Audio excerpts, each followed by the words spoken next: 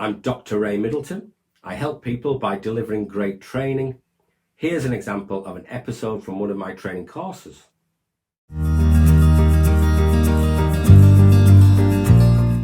When building relationships, another engagement strategy, if it's appropriate to our role, is to bring an essential need item like food or clothes and giving the person we're trying to engage with some choice about the kind of gift we're offering. It can give the other person a sense of control over the interaction to say, would you like this or that, or what would you like to eat? Obviously, it depends on your role in your service and what's appropriate. But a gift of some kind of essential need item can be a way to enter into their world as a welcomed guest. We also need to manage our expectations and our own emotional states as we engage with people for the first time. It helps to notice if we're feeling anxious, for example, about the engagement process. I know I often do feel a bit anxious because I want it to work out. I want this person to engage with me. I see some potential help there.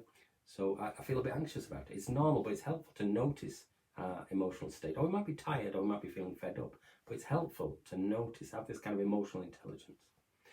Or we might need to manage our ability to tolerate anger from the other person or our own irritation, to manage that so it doesn't spill out onto the person. We need to be able to manage the thoughts and emotions the work stirs up.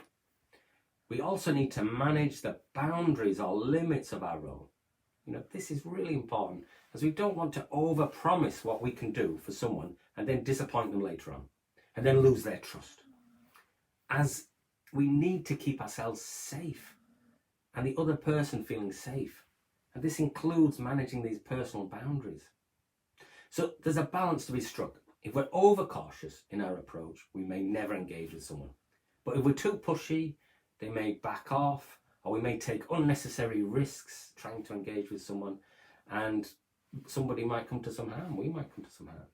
So there's a balance to be struck about trying to do this in a safe way, but to not be overcautious. We want to try to engage people. This is where talking about our work informally with colleagues and in supervision or co-vision with others can help us to stay emotionally centered and be consistent and boundaried in the way we're approaching our work. Once we're talking regularly with someone in the engagement stage, we might listen to notice the kind of language and phrases that the client uses and try to make use of them in our conversation building. This is where we start to develop a common language. Once we move past that initial pre-engagement and early engagement phase, we continue to develop trust between the worker and the client. We continue to develop the boundaries of the relationship and to deliver what we say we can. This helps them to see us as someone who can be trusted, as reliable to deliver what we say we will. We want to encourage ongoing communication as we're working towards the next stage of relationship building, which Jay calls the contracting phase, where the aim is to get a genuine agreement between the worker and the client, or the person we're trying to reach out to, on some mutually acceptable goals that we can work on together. It helps to notice what things the person that we're reaching out to values, or what makes them feel uncomfortable. What they don't like might be just as good a clue about what they do like or value. For example, they may feel uncomfortable in crowds, and so if you notice that, this could be a clue that they really value and feel safer in a one-to-one meeting. So be observing how you see people in the interaction.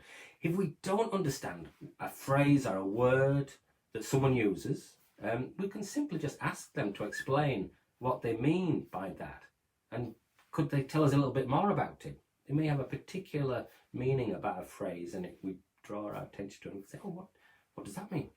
And that helps us to enter their world and understand their language.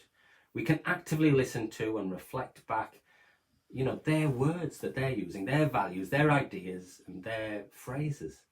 We can look for and verbalize the strengths that we see and the skills that we see that they have.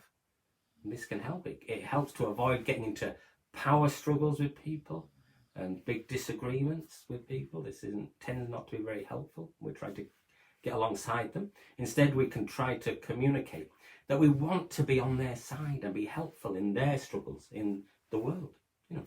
As we agree some goals to work towards in this contracting phase, we want to continue to develop those healthy boundaries and establish an ongoing communication, we can start to identify some of the key current life stresses the person sees, because that will be important from their point of view. There might be things that we're not aware of, but they might think this is a big stress in their life.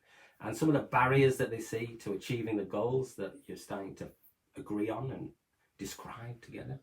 It's important to ensure the goals that we agree to work together on in this contracting phase really do resonate well with the person that we're working with their world and with their personal story and their values. So they think, yeah, we really do want to work together to achieve this goal. I hope you found that helpful. For more information about the training I can offer, email me at ray.middleton@ladderforlife.com or sign up for one of my free trauma-informed courses by clicking the link in the comments. Like and subscribe for more helpful videos, or post a question in the comments and I'll reply.